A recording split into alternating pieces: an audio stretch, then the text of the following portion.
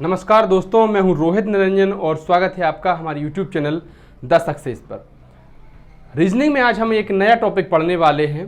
दोस्तों, विभिन्न परीक्षाओं में, चाहे आप MP पुलिस कांस्टेबल की तैयारी कर रहे हों, यूपी कांस्टेबल की, यूपी SI की, यूपी ASI की, रेलवे, SSC, बैंकिंग, किसी भी परीक्षा की तैयारी में हैं तो रीजनिंग का बहुत ही ज़्यादा महत्व होता है। और रीजनिंग एक ऐसा विषय होता है जो स्कोरिंग विषय होता है। इसमें लगभग 90-95% अंक जिसके आ जाते हैं, फिर वो पास होने के लिए सभी कतारों में थोड़ा आगे बढ़ जाता है अन्य छात्रों की अपेक्षा। तो इसमें एक टॉपिक है दोस्तों, सीरीज टेस्ट, या हिंदी में कहें तो श्रृंखला परीक्षण। मध्य प्रदेश पुलिस में तो इससे काफ़ी प्रश्न आते हैं, 6-7 प्रश्न इससे बड़े आराम से आते हैं। UPSI है, SSC, रेलवे, तमाम परीक्षाओं में 2-3-4 प्रश्न बड़े आराम से आ जाते हैं। कैसे प्रश्न परीक्षाओं में बनते हैं, क्या उनके प्रकार होते हैं, अभी तक कौन कौन से प्रश्न पूछे गए हैं, आगे क्या प्रश्न ज़्यादा पूछे जाते हैं, इसमें हम समझेंगे इस टॉपिक में। और साथ ही साथ देखिए दोस्तों, मध्य प्रदेश पुलिस में कम से कम इससे 6-7 प्रश्न आते हैं। अन्य तमाम जो परीक्षा हैं, चाहे UPSI हो, UPASI हो, SSC, रेलवे, बैंकिंग, कोई भी परीक्षा आप ले लीजिए जिसमें रीजनिंग आती हो, इसमें इस टॉपिक से 3-4 प्रश्न बड़े आराम से आती हैं। इसमें सिर्फ 2 प्रकार के प्रश्न बनते हैं। अब 2 प्रकार कौन कौन से होते हैं? एक तो होते हैं अंकों पर आधारित और एक शब्दों पर आधारित। अंकों पर आधारित कैसे? जैसे मान लीजिए 5 लिखा है, 6 लिखा है, 7 लिखा है, 8 लिखा है। अब बताइए आगे क्या होगा। चलिए, आपने बहुत बार देखे होंगे। दूसरा है कि A लिखा है, E लिखा है, I लिखा है, O लिखा है, तो बताइए आगे क्या होगा। इस प्रकार के प्रश्न परीक्षाओं में बनते हैं। ये कितने प्रकार होते हैं वो हम सब जानेंगे कि अभी तक की परीक्षाओं में कितने प्रश्न पूछे गए हैं। लेकिन उसके पहले एक बात समझिए दोस्तों,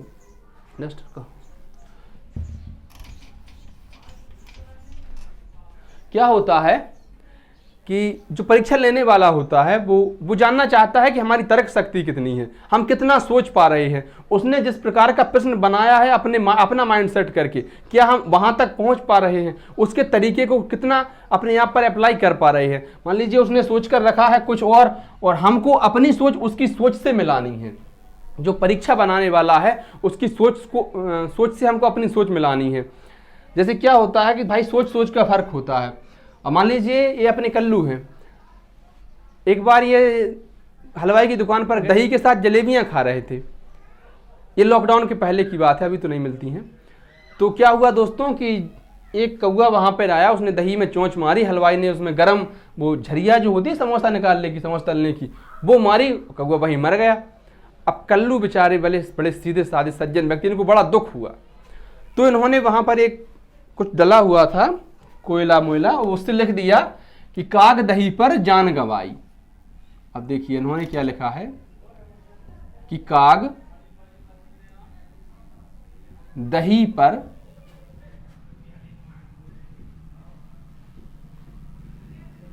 जान गवाई। इन्होंने अपनी सोच के हिसाब से लिख दिया। ये वहां से चल दिए। फिर क्या हुआ कि उस दुकान पर हमारे मित्र ज्ञानी भैया पहुंच गए, पेशे से लेखपाल हैं। उन्होंने जैसे ही इसको पढ़ा, बोले वाह कवि ने क्या बढ़िया लिखा है, हमारा दर्द लिखा है कि कागज ही पर जान गवाई। बोले लेखपाल की जिंदगी पूरी कागज में बीत जाती है, तो बोले कागज ही पर जान गवाई।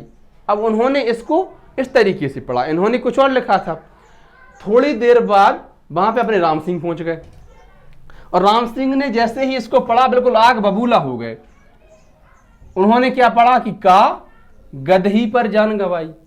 अब वो मजनू भैया हैं अपने राम सिंह, तो राम सिंह गुस्सा हो गया, बोले किस बेवकूफ ने लिखा है ये, वो गधी नहीं है, हमारी मोहब्बत है। तो राम सिंह ने इस प्रकार से पढ़ा। अब मेरा कहने का मतलब ये हुआ कि हम चीजों को किस प्रकार से समझ पाते हैं वो हमारी सोच पर निर्भर करता है। और एक और बात, घर में तो हम बड़े आराम से कर लेते हैं, लेकिन परीक्षा के हॉल में पेपर करते समय वहां पर जो परीक्षा का प्रेशर होता है, वो जो प्रेशर होता है माइंड पर कि इस परीक्षा को पास करना है, इस परीक्षा को पास करेंगे तो ही बढ़िया सुंदर सी बीवी मिलेगी, शादी होगी, वो जो अलग से प्रेशर होता है, उसके बाद हम कैसा प्रश्न कर पाते हैं, कैसे सोच पाते हैं, वो मुद्दा होता है।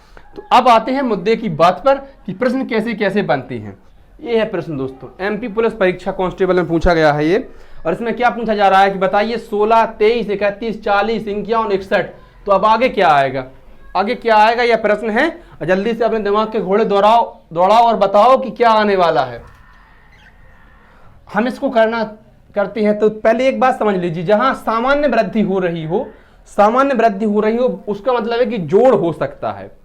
सामान्य वृद्धि अगर हो रही है तो फिर जोड़ हो सकता है। लेकिन अगर 16 की जगह यहां 230 लिखा होता, अब इसका क्या मतलब होता, या तो गुणा किया गया है, मल्टीप्लाई किया गया है, या फिर वर्गमूल किया गया है, घनमूल हो सकता है, ये तमाम प्रकार हो सकती है। फिलहाल सामान्य वृद्धि हो रही है, अगर सामान्य कमी हो रही होती तब भी घटाना ही होता।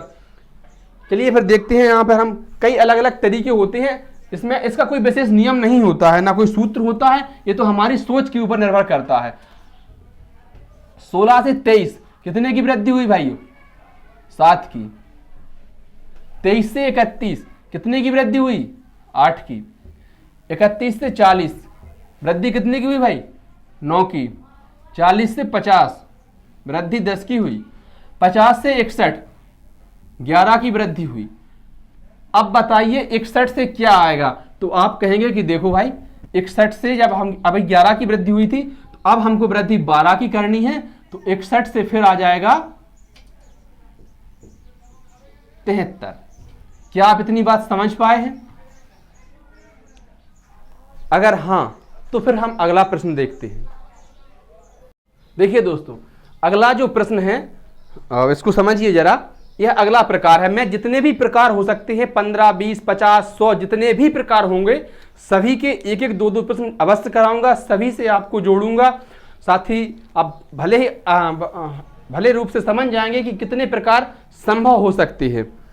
तो ये एक अलग प्रकार का प्रश्न है दोस्तों। इसमें कहा जा रहा है कि 144, उसके बाद 100 आए, फिर 64 आए, फिर क्वेश्चन मार्क है, फिर 16 है, फिर 4 है।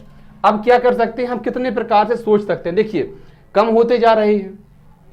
144 के बाद 100 आए, फिर 64 आए, फिर क्या आएगा, फिर 16 आया, फिर 4 आया। तो ये देखिए कि यहां पर वर्ग है, यह भी वर्ग है, यह भी वर्ग है। किसका है भाई? चलिए ये 12 का, ये 10 का, फिर आगे 8 का। अब कितने का आएगा? क्योंकि ये 4 का है और ये 2 का है, तो 12, 10, 8, 2 का अंतर होता जा रहा है, तो यहां 6 का वर्ग आना है। और जब ये 6 का वर्ग हम यहां पर लिखेंगे तो क्वेश्चन मार्क की जगह क्या आ जाएगा भाइयों? तो आप कहेंगे क्वेश्चन मार्क की जगह 36 आ जाएगा। क्या आप इतनी बात समझ पाए हैं? कोई विशेष नियम नहीं होता है, हमको तो सिर्फ एग्जामिनर की, पेपर बनाने वाले की सोच से अपनी सोच को मिलाना है। क्या आप तैयार हैं? क्योंकि ये रीजनिंग ऐसा विषय है, मान लीजिए इसको हम कर तो सकते हैं, मुद्दे की बात यह है कि हम समय कितना लेते हैं। अब देखते हैं कि 100 प्रश्न होंगे और समय पता चला कि 1.5 घंटे 90 मिनट का ही है, तो एक प्रश्न के लिए 1 मिनट भी नहीं है। अब हमें जल्दी करना है, और जल्दी कब कर पाएंगे? जब हमारा अभ्यास इतना अच्छा हो जाएगा, हमारी प्रैक्टिस इतनी अच्छी हो जाएगी कि सवाल पढ़ें और समझ में आ जाए कि इसमें तो वो वाला फॉर्मूला लागू होना है, इसमें तो उस तरीके से इसको करना है। और जब हम ये सोचने लग जाते हैं कि इसमें वो वाला लग सकता है, ये वाला तो हो ही नहीं सकता, तो फिर हम निश्चित रूप से समय बचा लेते हैं। चलिए दोस्तों फिर अगला प्रश्न देखते हैं। अगला प्रश्न है और इसको करने का तरीका निश्चित ही अलग होगा। और इसको क्या कर सकते हैं हम, देखिए इसमें क्या हो रहा है कि इसमें वृद्धि होती जा रही है। 5 के बाद 6, फिर 9, 14, 21, तो हम देखेंगे कि यह सामान्य वृद्धि है दोस्तों। कैसी वृद्धि है? यह सामान्य वृद्धि है। तो इसका मतलब है कि जोड़ से ही लगभग संबंधित होगा। जरूरी नहीं है कि जोड़ से ही संबंधित हो, लेकिन अगर सामान्य वृद्धि है, अचानक से एकदम ग्रोथ नहीं हो रही है, इसका मतलब है कि जोड़ संभव है, जोड़ होने के चांस बहुत ज्यादा है। चलिए इसमें पहले 1 की वृद्धि की, आगे कितने की वृद्धि की? आगे 3 की वृद्धि की, +1 +3, इसमें कितना हुआ? +5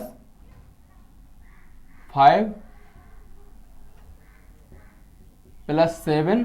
अब देखिए +1 +3 +5 +7, इसमें क्या होता जा रहा है कि विषम संख्याएं एक के बाद एक बढ़ती जा रही। पहले 1, फिर 3, फिर 5, फिर 7। अब क्या होगा भाई? तो अब होगा 9। 21 और 9 कितने हुए दोस्तों? 30। इसको करने का तरीका यह भी हो सकता है कि अभाज्य संख्याएं इसमें जो है वो जुड़ती जा रही हैं। मेरी बात को ध्यान से सुनना दोस्तों, 1 3 5 7 9 जो है वो अभाज्य संख्या नहीं है, क्योंकि 9 में 3 का भाग चला जाता है। तो अगली अभाज्य संख्या क्या होगी भाइयों? अगली अभाज्य संख्या होगी 11। इसका मतलब है कि फिर यहाँ पर 2 और बढ़ जाएंगे, तो ये जो 30 थे वो कितने हो जाएंगे? 32 हो जाएंगे। अब निर्भर करता है कि प्रश्न में ऑप्शन क्या दे रखा है। 1 3 5 7, इसके बाद भाई 9, क्योंकि दोनों सभी विषम संख्या हैं, 9 लिख दिया, 9 जोड़ा तो 21 9 30 आ गए। अगर दूसरे दृष्टिकोण से देखें, दूसरे नजरिए से देखें, वही काग दही पर जान गवाई, यही एक सूत्र है इसका। तो 1 3 5 7 ये सभी अभाज्य संख्या हैं, और अगली अभाज्य संख्या 11 है, तो 21 और 11 जो है वो 32 हो जाती हैं। फिर ऑप्शन क्या दे रखा है वह हमको लगाना है। हालांकि कभी भी ऑप्शन में मतभेद नहीं हो सकता है, ना ऑप्शन में 30 और 32 दोनों कभी नहीं हो सकती है। अगर 30 और 32 दोनों एक साथ आ जाते हैं तो फिर यह क्वेश्चन गलत मान लिया जाएगा, क्योंकि इसमें दोनों ही तरीके जो हैं वो बन रहे हैं। अगला जो प्रश्न है बड़ा मजेदार प्रश्न है, बड़ा रोचक प्रश्न है दोस्तों। एक बार आप करके देखिए इसको, अगर आप कर रहे हैं तो वीडियो पुश करके देख लीजिए। SSC 10th+2 परीक्षा में ये पूछा गया, बड़ा मजेदार प्रश्न है। इसमें क्या होता है कि 4 के बाद 11 30 67 128 ये 5 अंक संख्याएं लिखी हुई हैं। अब इनमें किस तरह की ग्रोथ हो रही है वो हमको फाइंड आउट करनी है और बताना है कि 128 के आगे क्या आएगा भाई, ये हमको प्रश्न में बताना है। चलिए, 4 के बाद 11 ग्रोथ हुई, 11 के बाद 30। एक बात समझिए, यह सामान्य ग्रोथ नहीं है, यह सामान्य ग्रोथ नहीं है, क्योंकि 4 से 11 हुआ, 33 हुआ, 67 हुआ, 128 हुआ। अब आप देखिए, 4 × 12, 1 कम 11, ठीक है, 11 × 33, 3 कम 30, 30 × 90। फिर यहां पर यह नियम लागू नहीं हो पाता है। अगला क्या नियम है, इसको जोड़कर ही देख लेते हैं। 4 और 11 का डिफरेंस कितना हुआ भाई? 7 हुआ।